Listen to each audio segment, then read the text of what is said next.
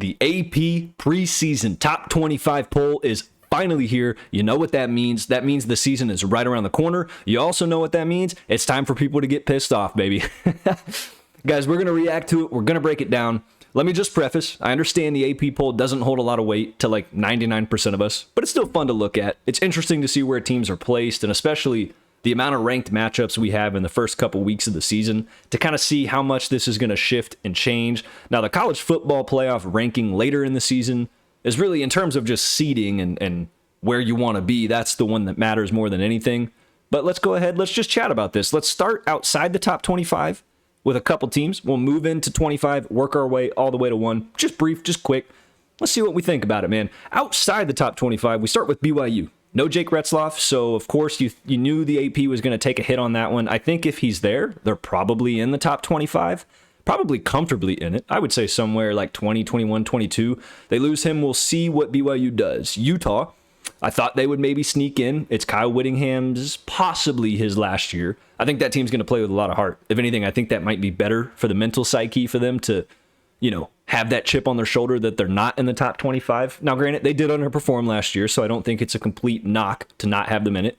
Baylor's another team I could see missing, but I love what Dave Aranda's doing. I think they absolutely have a chance to finish the season in the top 25. And you never know with the Big 12, man. They could 100% roll the dice in there. Last team I'll talk about outside the bubble is Georgia Tech. That's a team I thought for sure would sneak in at least like 23, 24, 25. They don't. Now, Brent Key and that team, they're going to use that. And they claim they don't pay attention to it, right? Everybody does, but we know they do. We know they absolutely pay attention to this. I think they'll use that. I mean, listen, they go Colorado week 1 on the road, so that's a statement game. If they win that, and if they handle business convincingly, I think they could probably be ranked. They play Clemson week 3, so inevitably, if they were to win that game at home, they will absolutely be ranked. So I don't think Georgia Tech will find themselves outside the rankings for too long, especially not if they manage to win both of those games. Let's get started. Let's go with number 25. We have the Boise State Broncos. I don't hate this one. I love Spencer Danielson. I love what he's doing. I love Maddox Matson. He returns. That offense will be good again this year. Now, no Ashton Genty. We know that. But again, the group of 5 needs some love. It's a team that made the playoffs. It was never a moment in that Penn State playoff game where it felt like they were going to win, but I liked the way they competed. I thought they fought hard. They're going to be the favorite in the Mountain West again this year. Outside of UNLV, the group of 5 to me is really up in the air, and I would argue Boise State's probably the favorite, so I don't hate that. Let's move to number 24. This is where I already am like, wow, we're really getting in the weeds. This is where the debate begins. I disagree with Tennessee at 24. I think Tennessee should be higher. Losing Nico Iamaleava should not bump Tennessee all the way to 24th, okay? This was a top 6 defense in the country last year that forced 2 turnovers per game, a stellar unit that returns a lot of depth on that defense. This was the 9th best rushing offense in the country. Now, I understand they lose Dylan Sampson as well, but Tennessee's reloaded. They have a stellar offensive line. Look, I've heard the talks and the intel from camp that the quarterback position is going to be really scary this year. But if Tennessee can effectively run the football and even just find a little bit of production on that side, they're going to be okay. It doesn't scare me too much. If Nico was still there, I think Tennessee's probably within 12 to maybe like 18, somewhere in that ballpark. To drop them to 24 is kind of wild. Not that Tennessee cares. They're going to play with a chip on their shoulder. They have a chance to make a statement week 1 against Syracuse. We'll see what they look like. 23, we got Texas Tech. Look, not much to say about this one. I'm high on the Red Raiders this year. Absolutely a chance to win the Big 12. I think it's valid that they're ranked when you look at the talent. Number 2 portal class in the country. Joey McGuire is going to have these guys ready to play. It's a prove-it year. I think 23 is a prove-it spot. It's not too high. I don't think it's ridiculously low. They just got to prove it. 22, we go to Matt Campbell's team, the Iowa State Cyclones. Look, whether you like this one or not, it's a similar situation to Texas Tech, but instead of new talent, a lot of returning production for Iowa State. Rocco Beck comes back. This was a team that made it to the Big 12 championship last year, fell up short. Arizona State handled them, but they still had a good season. They're hungry, they're ready, they're eager, and the best part about it, week 0, we see them play number 17 Kansas State. So we're going to find out real quick, is that valid, is that not? Where will they go? 21, we have Ole Miss. I don't hate this. I think some people may argue it should be a little higher, but Ole Miss, it felt like a lot of teams, right? We talk about window years, window seasons of like your best chance to have success. I thought that was last year for the Rebels. I thought that was going to be the window season. It's not. It's Austin Simmons' team this year, and I trust Lane Kiffin. It's a tough SEC schedule, as it is for pretty much every team in the SEC. I think 21's a valid spot. They'll have plenty of chances to prove they can be higher, but this is good for a team that's going to have to prove a little bit this year. 20, we have Indiana. This one gets interesting. I love Curt Cignetti. Now, of course, they lose Curtis Rourke. Francisco Mendoza comes in at quarterback. We'll see what he can do. There's obviously a lot of hype. A lot of people are high on him. I've watched the film. I'm not overly impressed, but I'm not underimpressed. I think he can come in and do what needs to be done for Indiana. However, how well do they compete with a tougher schedule in the Big Ten this year? I think the Big Ten's getting better and better each season, even the depth. Like I think about teams like Michigan State and Jonathan Smith, what PJ Fleck's continuing to do at Minnesota. Like some of those teams that Indiana rolled through last year, or at least would roll through, I think are going to be more competitive this year. So 20, I don't hate it, but we'll see what that looks like. Texas A&M at number 19 is interesting. I really thought Mike Elko's team might be higher. A lot of returning production. You know Elko's going to fix the mistakes from year one. Marcel Reed, it's his team. He's got a full season with Colin Klein, that offense coordinator. That chemistry is going to grow. Marcel Reed has to prove he can throw the ball effectively, but he's still a heck of an athlete in a great system led by Colin Klein that's going to utilize and give him a lot of accessibility and comfort. So, and Mike Elko, we know how he is on the defensive side of the ball. Tough schedule for A&M, but I could have seen them being a little higher. But I don't hate it. Now, where I get interested is that they have Oklahoma at number 18 ahead of A&M, when I think A&M proved more last year and at least on paper is a better team. Oklahoma, though, offensively, Mateer and Arbuckle. That combination of quarterback and OC on the offensive side is really what I think a lot of this weighs on. Oklahoma's got talent, don't get me wrong. Now, losing Nick Anderson and Bauer Sharp hurts, but they bring in more talent. They backfill that. Look, if they can just have a pulse on the run game and find some offensive identity, even just a smidge of it, and John Mateer can just replicate even like 3/4 of what he did last year, they will inevitably be better. I don't hate 18. It's a brutal schedule. Arguably the toughest schedule in college football, right there with the Gators. I don't hate 18. I think it's lofty. But Oklahoma, if that offense gets clicking, that defense with Brent Venables, we know he's a defensive guy. This team could be good. They could finish higher than 18. Kansas State at 17, I love that. I love that for Kansas State. I think that's a really comfortable spot. Avery Johnson's back. This team is just consistently winning. You look at the amount of one-loss games that K-State's had in the seasons we would call, down years for them. they end up turning around the next year and winning 9 or 10 games and competing for the Big 12. I think they're going to compete for the conference this year. That offense will be good. The defense added some talent and depth. I like K-State there. Now, SMU at 16 is a little bit scary. SMU's going to have a tougher schedule this year. Kevin Jennings is back. I'm extremely high on Rhett Lashley and what he's doing. But last year, I think that schedule really suited up well for SMU to have the season they did. Now, they did not perform well at all against Penn State. I love the way they played against Clemson. They were really darn close to winning the ACC last year. So 16, it's a little lofty. But again, it's a prove-it year for them. Can they continue the success, or was it really just kind of a window year for them and SMU? 15 is Florida. Let's get in the top 15, and this one's interesting. Some people may say Florida should be higher. I think a good amount of people would probably say they should be lower. Here's the deal with the Gators, all right? I'm extremely high on DJ Lagway. I think Florida has one of the best offensive lines in the country, Jake Slaughter being arguably one of the best offensive linemen in the country in general. I think about Jaden Baugh at the running back position is a stud. Dallas Wilson's a 5-star talent out wide. Trey Wilson is a freak athlete. On the defensive side of the ball, guys like Tyreek Sapp, you have Cormani McClain, a touted recruit. They have dudes. My two questions for Florida is, one, the strength of schedule, and two, the offensive play calling from Billy Napier. Florida moves at a snail's pace on the offensive side of the ball. They averaged the least amount of snaps offensively per game almost in the country last year. Can Billy Napier utilize that talent to the best of their ability to have them as a 15th ranked team against the number one schedule in college football? Number one toughest schedule, I should say. We will see. I think 15 is good in terms of talent. Is it good in terms of coaching? Can Billy Napier out-coach Steve Sarkisian? Can Billy Napier out-coach Kirby Smart? We're going to find out. That's where I think that ranking really, really is going to depend, either higher or lower. Michigan at 14 is interesting. I think the momentum that Michigan ended on last year, I think, has a lot to do with this. I like the direction Sherrone Moore has the program heading in. You beat Ohio State. Unbelievably, you beat them on the road in the biggest game of the year for you. You beat Bama when a lot of their starters played, and you land Bryce Underwood. That's a heck of a trio to finish a season that really was not great.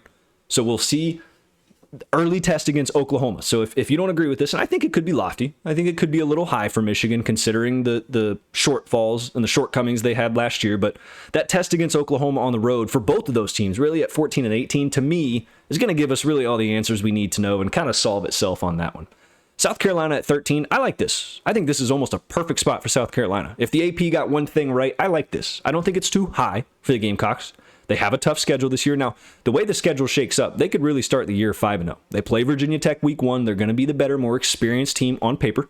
They should win that game. I think they're hungry, man. Lenora Sellers returns. Dylan Stewart on the defensive side is there. Nick Harbor, that wide receiver, is a star in the making. I like the South Carolina team, and I love what Shane Beamer's doing. He always has his guys ready with a chip on their shoulder. They're thinking playoffs this year. 9 wins last year. I think they're going to be better. Let's go to number 12, Illinois. And Brent Bielema's team, probably right up there with Clemson for the most returning production in college football. This team will be extremely good this year in the Big Ten. We're going to see how they play against the big dogs, right? That's where they fell short last year. Now, they did beat South Carolina in a bowl game that felt a lot like a playoff game. I'm sure we remember that. I like Luke Altmaier, and I love Brent Bielema. I don't hate this ranking. I don't think Illinois has given us any reason to have them lower. Their schedule this year is going to be a bit tougher than it was last year. And again, the big dogs will be the biggest question mark. They play Indiana early-ish in the season to kind of prove of those two teams that are kind of right, trying to get to that top tier of the Big Ten, who's better, who's more ahead. I don't hate it. Arizona State at 11 is a little bit interesting to me. I really thought ASU would be higher. Kenny Dillingham is a great coach. He's back. Marcus Arroyo is back. Sam Levitt returns at quarterback. Jordan Tyson will be back healthy at wide receiver. This is a defense that returns a good amount of talent. They bring in talent to supplement it. They have a very workable schedule this year. They should be the favorites in the Big 12. I don't know about 11, man. Like, I'm so high on Marcus Arroyo in that offense. Now, you can't replace Cam Scatterboot. Do not get me wrong. He is not a replaceable talent, but they have more dudes. They threw the ball extremely well last year. I think Sam Levitt is a Heisman sleeper. I really thought ASU would be somewhere around 8, 9, or 10. Now, I get there's a lot of teams ahead of them that are extremely good, but ASU nearly beat Texas last year. I know we don't live off ifs, ands, and buts, but man, it was close. Number 10, we have Miami. Miami might have the best offensive line in the country. Can Mark Fletcher have a great year at the running back position? And the biggest question of them all is, what does Carson Beck look like? Do we get the old Carson Beck back? Or is it a case of Carson Beck looked so good at Georgia in those first couple years because he had guys like Brock Bowers and just incredible talent and incredible coaching staff made him look better? We're going to see. I'm not claiming anything. I think that's a big question mark. Corey Heatherman comes in on the defensive side of the ball for the Canes. I don't hate number 10 at all. I think the defense will be a little bit better this year. The secondary got some talent. That defensive line, Ruben Bain, some of those guys are studs. I like what Miami has. And again, they have a test early in the season against Notre Dame. So I think, again, that one's going to really play itself out. Number 9, LSU. This one gets a little interesting as well. The Tigers had the number 1 portal class, but week 1 to me says it all. Like, if you love this or hate this, I like this. I like this on paper. I still think the LSU has a lot to prove, and Brian Kelly's going to have to win a week 1 game. Like, LSU could be higher than 9 if they played to the potential that this team has. And I think that's why the AP has them at 9. I think it's a safe spot. Any lower, it's almost like, man, they have so much talent. How are they not that low? Any higher, I think it's like, well, hold on. They haven't proved much yet. Week 1 is going to be the biggest game because the mental psyche that will play. If LSU loses to Clemson, whether it's a blowout, a close game, whatever the case is, I fear, and it's not that I don't trust Brian Kelly, but just the feeling and the mindset of like, man, another week 1 loss. Another one. So that one's going to be interesting. That will shake itself up. Alabama at 8. Ty Simpson. What can he do? Ryan Grubb comes in as the offense coordinator. He was with Kalen DeBoer at Washington in the Michael Penix year. That offense has a lot of talent, man. A lot of talent. So does that defense. Alabama could have one of the best defenses in the country this year. They have a great offensive line. What can Ty Simpson do? Can he have even just a good year? Brutal schedule for the Tide. Same goes for really the whole SEC. I don't hate this. Again, a lot of the talent Alabama has is going to have to prove it. Oregon at 7. This one's an interesting one, man. Oregon has been really quiet this offseason. Like, I guess I should say the media towards Oregon. It's like Alabama beat the brakes off of them, and we really haven't heard a lot. New quarterback. We're going to see what the quarterback position looks like for the Ducks. We're going to see what Dan Lanning and that defense does this year. I still think that defense will be really talented. I look forward to seeing Oregon this year. They start the season against FCS National Championship runner-up Montana State Bobcats. It's going to be a fun little matchup. When you think about last year, they struggled in their first 2 games against Idaho and Boise State. And then once they hit that momentum, they flew. I like Oregon's schedule this year. Now, they do have a tough road game at Penn State. But I think 7's fine. I think it gives them a little chip on the shoulder. It's not incredibly lofty. They're going to be replacing some studs. But I think Oregon will be a good team. Notre Dame at number 6. National Championship runner-ups. Quarterback position will be interesting. CJ Carr, Kenny Minchie. We don't know. I think it's going to be CJ Carr. We do know Jeremiah Love, and we do know that run game. That's going to be what they lean on. Really was the focal point of that offense last year. They add depth at the receiver position, though. Like, if they can end up throwing the ball better and more effectively than they did last year, this could be a good team. And I don't hate the number 6 ranking. I think they have one of the best secondaries in the country. And most importantly, we're going to find out right off the bat. They go on the road, week 1 to Miami on a Sunday night game, I believe. I previewed it. I can't remember at this rate. There's so much college football, man. It's consuming me. Let's go to number 5. We have the Georgia Bulldogs and Kirby Smart. I don't hate this, but again, a lot of question marks. What does Gunnar Stockton do? Is Gunnar Stockton the guy? Now, Georgia, in terms of talent, is absolutely a top 5 team. In terms of coaching staff and the guys they have, the dudes, the 22 dudes that are going to walk out there and start. If Georgia's receiving core can just be half better last year, I mean, the amount of drops and just lack of production from the tight end room and the receiving core, as opposed to what it was, is what really hurt Georgia, and yet they still won the SEC. Kirby Smart's defenses will absolutely carry an impaired offense. If that Georgia offense is even just a quarter of, more production than what they were last year, and that defense will continue to play at a level, I don't hate number 5. Clemson at number 4 might be probably, at least in the top 10, one of the most debated of them all. Okay, Cade Klubnik, year 3. Him and Garrett Riley have grown chemistry like no other. I love what they're doing. The 2 of them combined have put something special together, and they've gotten better each and every year. Dabo Swinney's got talent finally. He actually dug into the transfer portal, guys like Tristan Smith. That receiving room has depth and experience now. That was the problem. Young, they didn't have any reliable targets. They got 3 of them out wide this year. The running back position will be interesting. Great offensive line that returns a ton of production. A lot of starts and experience on that O-line. Now, Gideon Davidson, running back, likely going to start. High recruit, but unproven. So Clemson's going to have to find a consistent run game. Now, Cade Klubnik can run too. Don't forget about that. One of the best defensive lines in the country. I say all these things to try to at least back the AP. Now, Clemson folded in a lot of big games last year. They really didn't play to the level of what Clemson football wants to play at and what Dabo Swinney wants them to be at. Now, again, if you don't like the number 4 spot, I completely understand that. I do think on paper, Clemson's one of the most talented teams. Like I said, arguably one of the best defensive lines in the country. Look, they play LSU week 1. I think it will write itself out. Outside of the LSU game, it obviously gets a bit easier, but they do travel to Georgia Tech early in the season. So we'll see if there's any flaws in that because they're going to come out pretty early for Clemson, and we'll see if that number 4 spot is accurate. Number 3, we have Ohio State. I like this. I think it's fair. I think it's fair. I'm sure some of us could argue it could be higher. Now, losing Will Howard is, of course, difficult to try to return that same amount of production, but they still have the 2 best players in college football, Caleb Downs and Jeremiah Smith.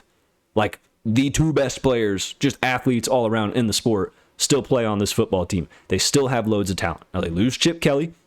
We're going to see what Julian Sayin can do. I don't think he's going to struggle. The biggest question is, does he try to force the ball too much to Jeremiah Smith, or does he utilize the other talent around him? Is Jeremiah Smith a decoy this year, especially in that Texas game? We'll save that. We'll preview it. I don't hate that. Number 2, we have Penn State and the Nittany Lions. Look, friends, the reason Penn State's number 2 is solely off of returning production and experience. We knew this was going to be the case. We knew when Katron Allen, Nick Singleton, Drew Aller, all these guys came back, that they were going to be extremely high on the Nittany Lions. That defense will be really good. Now, they lose Abdul Carter, but they have loads of talent on that side of the ball. This is the window year for Penn State, and I think that's why the AP has them at number 2. We're going to find out with Penn State pretty early on in the season if that's where they belong. All right? Number 2 is lofty, but talent-wise, Penn State is absolutely up there, especially in experience. Number 1, the Texas Longhorns. It's Arch Manning's team. I wouldn't have put Texas at number 1, although I'm extremely high on Steve Sarkisian. I think Arch Manning has all the tools to be a Heisman candidate. He's obviously the odds-on favorite to win it. We'll make a video on that one. Look, Texas is going to be good. Undoubtedly, they have an incredible roster. Steve Sarkisian knows how to put an offensive game plan together. He will make Arch Manning successful. Now, how we want to measure that success is obviously up for debate, but I think there's a lot of question marks on this Texas team too. And we're going to find a lot of them out week 1 on the road in the shoe against an Ohio State team that I think has very equal question marks, one of those being quarterback. Both of these guys are highly touted recruits, but how often have we seen highly touted recruits really just fold and just never amount to the hype that they should be at? I'm not saying either of these guys are going to do that. I just think this number 1 spot for Texas is tough. They play Florida on the road early, Ohio State on the road early. It's a brutal schedule. They played Georgia on the road this season. It ain't easy. It ain't easy at all. So listen, I don't hate it. I think talent-wise, is it too heavily weighed on Arch Manning? Maybe it is. Now I'm not claiming that's the only reason, but we'll see, friends. That's all I got. That's the top 25. I would love to make my own, but I mean, I'm going to wait till after week 1 to start doing some rankings, because then I really get to see the pads popping and really get to see the production. In the preseason, man, it's all just ifs, ands, and buts, and we can't live off that. With all that being said, I appreciate you guys for watching, man. Thank you so much. If you made it this far, I love you. You are awesome. Please subscribe, comment, let me know what you think. If you disagree with these rankings, where you would have switched things around, and I will see you guys in the next video. Thank you.